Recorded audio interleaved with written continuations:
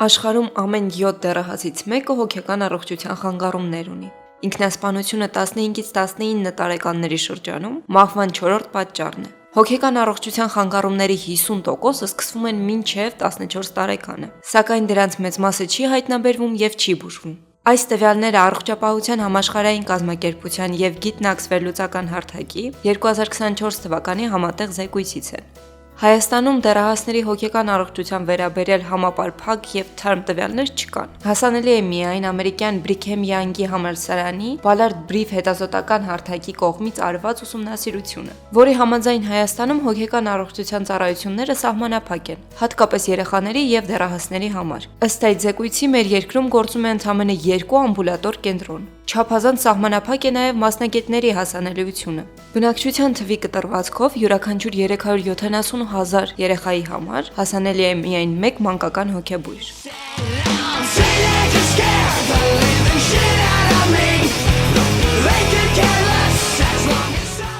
Դեռահասությունը բարդ շրջան է։ Մեր մարմինը, միտքը, հույզերն ու սոցիալական միջավայրը միաժամանակ արագ ու հաճախ անկանխատեսելիորեն փոխվում են։ Սկսվում է ինքնության ձևավորման ճգնաժամը։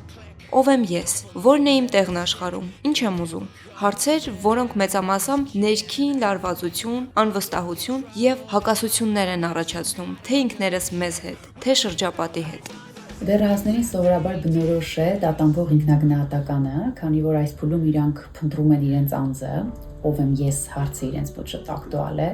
եւ նաեւ փորձում են այդ հարցին պատասխան գտնել ուրիշների աչքերում, թե ինչպես են ինձ տեսնում շուրջը եղող մարդիկ, հարաբերությունների մեջ ընկերներ, ուսուցիչներ, ծնողներ եւ սրանից բխող արդեն խնդիրը իրենց մոտ շատ ակտուալ տատանվող ինքնագնահատականն է։ Մեկուսացվածությունն է տարածված խնդիր, որ իրենք երբեմն շրջապատի կողմից անհասկացված լինելու պատճառով կամ այդ անհասկացված լինելու վախերից ելնելով կարծես մեկուսանում են, ինքնամփոփ են դառնում։ Երբեմն տագնապայությունն է շատ, իհարկե ոչ բոլոր դեռահասները, բայց տագնապայությունն է նրանց բնորոշ, որովհետև ունեն ներքին վախեր, ինչպես արդեն նշեցի, ինչպես կընկալվեմ, ինչպես ինձ կտեսնեն, ինչ կարծիք կձևավորվի իմ մասին եւ ունեն այսպիսի տագնապներ, անորոշություն, լարվածություն ունեն, այսպես սրանք շատ բնորոշ են բոլոր դեռահասներին գրեթե։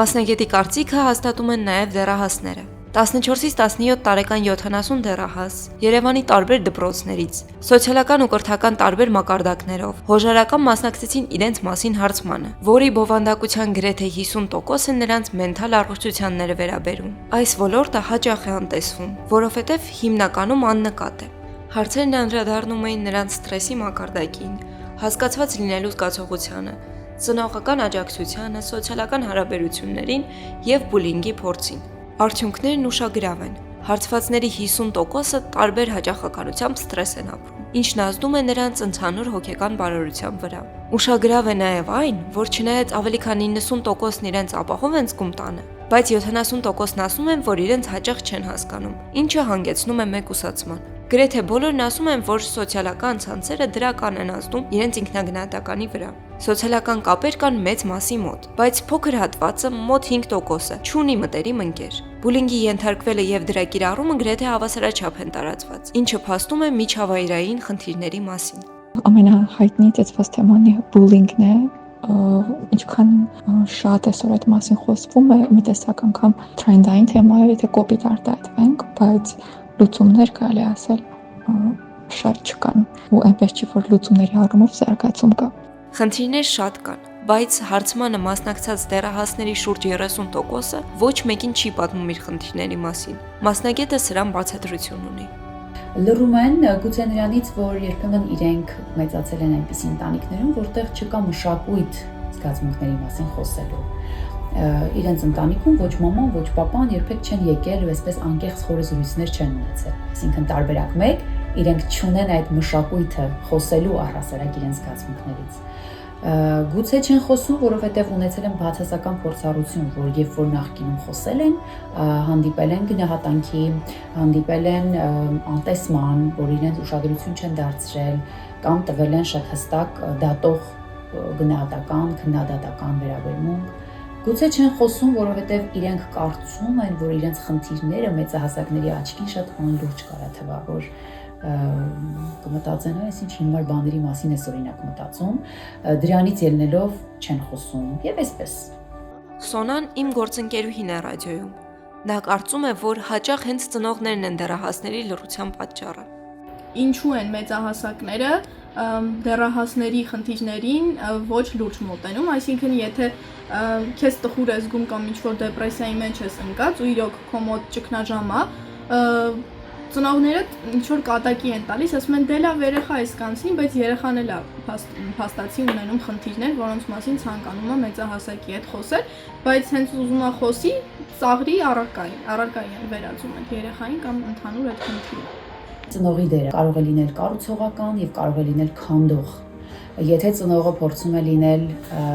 առանց քննադատության լսող ականջ է ունենում, դա նորից դեռահասի մոտ ստեղծում է համոզում, որ ես հասկացված եմ, ես լսված եմ, ինձ չեն դատում, եւ սա նորից իրեն բացում է, նա սկսում է համագործակցել, կիսվել իր ներքին վախերի մասին, տագնապների մասին, իր անլիարժեքության հետ կապված վախերի մասին սկսում է խոսել։ Այսինքն եթե փորձեմ ամփոփել, եւ ծնողի եւ ուսուցչի դերը դեռահասի կյանքում կարող է լինել կամ կառուցողական, կամ քանդող։ Աշակերտների հուզական խնդիրները նկատելի են լինում կախված դրանց զարգացման աստիճանից, արտահայտման աստիճանից, կան հուզական խնդիրներ, որոնք ուսուցիչ հեշտությամբ կարող է նկատել, ու այդ դեպքում արդեն համագործակցելով մյուս ուսուցիչների, ծնողի, վերասովորողի ընտանիքի հետ փորձել ինչ-որ ընդհանուր եզր գտնել, եթե համատեղ քննարկման ու համագործակցության ճանապարհով է հնարավոր դա լուծել։ Արձագանքն էլ շատ ինդիվիդուալ է, այսինքն ինչքան որ խնդիրները կարող են տարբեր լինել աշակերտների հուզական դաշտի հետ կապված, նույնքան էլ տարբեր են արձագանքները եւ լուծումները։ Մենք դեռահասներս պատկանելիության անհրաժեշտություն, ընդունված ու սիրված լինելու սուր կարիք ունենք։ Այս փափագը կարող է ստիպել մեզ ռիսկային վարք դրսևորել, փորձել ընդօրինակել ուրիշներին կամ չհայտնել մեր մտահոգությունները, հարմարվելով ամեն ինչին։ Դեռահասները բավական խոցելի են իրենց ընդհանուր հոգեֆիզիոլոգիական հետապի հետ կապված, իրենց մոծերը հեղացված են, հուզական վիճակները ու անգամ ամենափոքր խնդիրները կարող են ծանր տանել դրա համար կրկնակի ներբազգաց պետք լինել իրենց բարակայում։ Շատ է միջավայրից, ընկերական միջավայրից կախումը լինում այդ տարիքում բավական բնորոշ է։ Հաճախ լինում է խանդ ընկերական այս կամ այն միջավայրի նկատմամբ, ընդհանուր ընկերներ, առաջին սեր եւ այդպես շարունակ։ Այս ամենին գումարվում է նաև ապագայի հանդեպ անհանգստությունները։ Մեր առջև հաճախ դրվում են լուրջ ակադեմիական սպասումներ, քննություններ, մասնագիտության ընտրություն, ինքնուրույնության հարցեր։ Դրանք հաճախ ծանր լուծ են դառնում մեր դեռևս ոչ այնքան հաստատուն հոգեբանության համար։ Դե ես ինքս ինձնից շատ մեծ ակնկալիքներ ունեմ ու այն փաստը, որ միգուցե ես չկարողանամ այդ բոլոր բարձր նպատակներին հասնել, այդ մի քիչ ճնշող է ինձ համար համարվում, էլի։ Առօրյայում ինձ ամենից շատ հուզում է այն, որ ես պետք է ընտրեմ իմ ապագա մասնագիտությունը ու կայանեմ այն ոլորտներում, ինչ որ ես սիրում եմ։ Ինձնից ակնկալվում է, որ ես լինեմ լավ մասնագետ, ընտրեմ այն ոլորտները, ինչում ես կլինեմ լավ հաջողված ու ընդհանրապես իմ անձնական կյանքում ու ընտանեկան կյանքում ես լինեմ հաջողակ մարդ։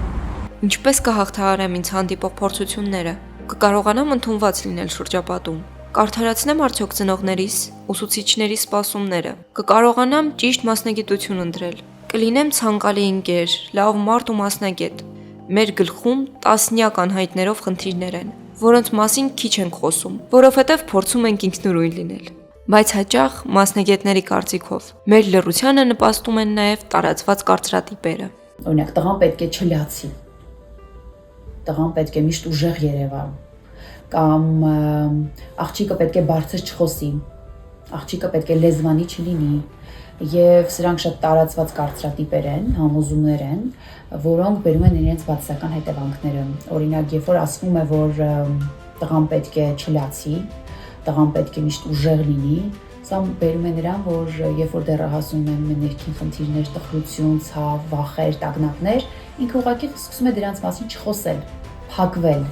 կարծես կտրվում է իրեն շրջապատող միջավայրից, որ հանկարծ թույլ չերևա, խոցելի չերևա, եւ մենք այդ պարագան նորից կորցնում ենք դեռահասին։ Կամ երբ որ ասում ենք, որ աղջիկը պետք է համեստ լինի, լեզվանի չլինի,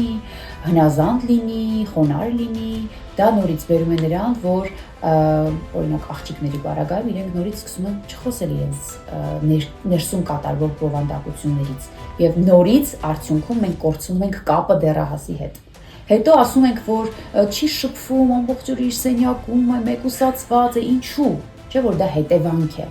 Ընկերներիս ուղղված հարցերից մեկն էլ հետևյալն էր. Ինչ կփոխեիք դեռահասների կյանքում, եթե հնարավորություն ունենայիք։ Սոնայի պատասխանը ուտոպիստական է։ Անկեղծ ես կստեղծեի մի միջավայր, որտեղ կլինեին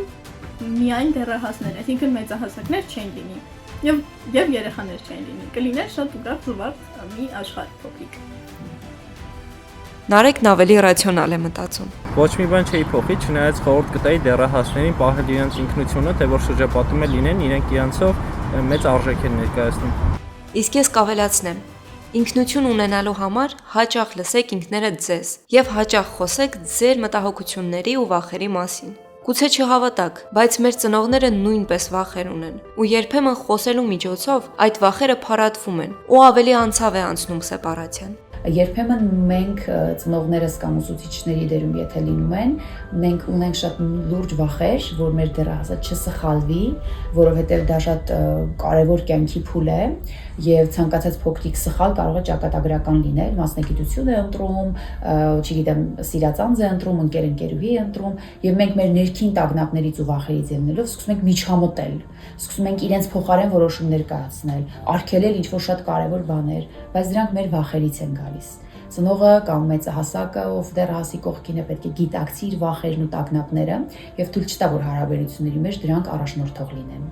Հետաքրքիր մի բան նկատեցի, երբ ընկերներիս հետ խոսում էի լսված լինելու մասին։ Թե Սոնային, թե Նարեկին ուղեցի միևնույն հարցը. ինչ է նշանակում ձեզ համար լսված լինել։ Ակնկալում էի, որ կխոսեն ներքին խնդիրներից, բայց ի զարմանս ինձ երկուսն էլ խոսեցին շրջապատում հեղինակություն լինելու կարևորության մասին։ Սա էլ դեռահասների կարևոր կարիքներից է։ Լինել լսված ինձ համար նշանակում է, որ շրջապատը ինձանից կարա ընդունի կարծիք, ինչը ամենակարևոր բաներից մեկն է, ու ես շրջապատին ինչ-որ տալու բան ունեմ։ Դե առաջին հերթին լինել լսված ինձ համար այն է նշանակում, որ ինչ-որ մեկին օրինակ խորհուրդ ես տալիս քո ընկերներից ու իրանք լսում են քո խորհուրդը ու քո ասված ձևով են իրենց կյանքը սկսում դասավորել։ Այսինքն լավ բան են քաղում քո խոսքից, իմ համար լսված լինելը դա է։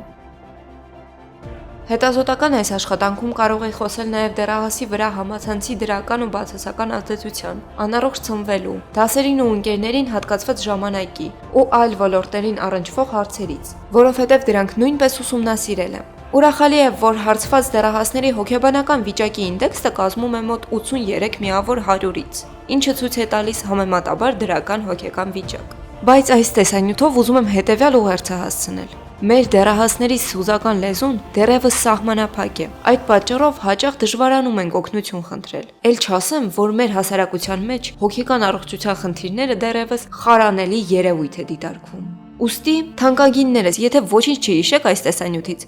գոնե այս մեկը հիշեք։ Դեռահասի ձայնը հաճախ լռություն է։ Փորձեք լսել այն։